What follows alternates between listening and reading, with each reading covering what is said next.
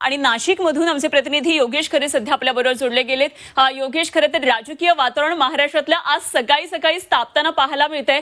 आज नाशिकमध्ये सुद्धा या पार्श्वभूमीवर भरपूर घडामोडी घडत आहेत आणि मातोश्रीवर आपण आता सध्या आहात। काय नेमकं मातोश्रीच्या बाहेर वातावरण योगेश दिसतंय?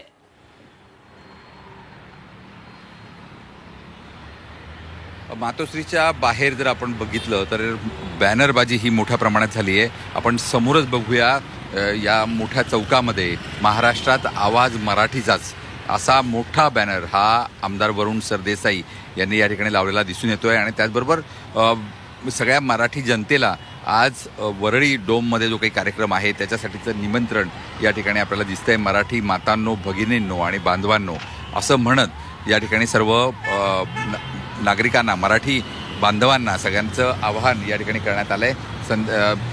NSCI डोम वरळीमध्ये या सर्वांनी 10 वाजता जमावं असं या ठिकाणी आवाहन करण्यात आलंय। आपण बघू शकतो की संपूर्ण परिसर हा वेगवेगळ्या बॅनर्सने या ठिकाणी लावण्यात आलाय। मातोश्रीच्या समोर सुद्धा आता हळूहळू गर्दी होऊ लागलेली आहे।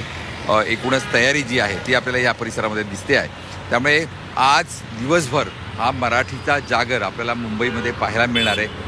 मातोश्रीच्या बाहेर तर आहेच, मात्र वरळी डोममध्ये याबद्दलची तयारी ही या ठिकाणी सुरू झालेली आहे। आपले सगळे रिपोर्टर्स त्या ठिकाणी सुद्धा उपलब्ध आहेत। मात्र मातोश्रीची जी परिस्थिती बघितली तर आपण या ठिकाणी उत्साह आपल्याला हा शिवसैनिकांमध्ये दिसून येतोय।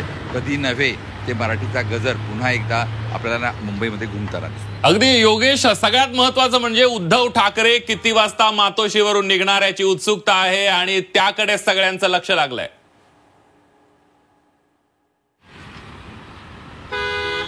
खरं आहे, उद्धव ठाकरे मातोश्रीतून केव्हा निघतील आणि केव्हा वरळीकडे जातील, त्याचबरोबर कोणासोबत जातील, राज ठाकरे आणि ते दोघे एकत्र जातील का, या संपूर्ण ज्या चर्चा आहेत या ठिकाणी सुरू आहेत। सगळ्यांचं लक्ष मातोश्रीच्या या प्रवेशद्वाराकडेच आहे की इथून ते केव्हा बाहेर पडतील। अजूनपर्यंत हे स्पष्ट झालेलं नाही ते किती वाजता बाहेर येणार आहेत। मात्र तयारी जी आहे ती या ठिकाणी आपल्याला दिसून येते।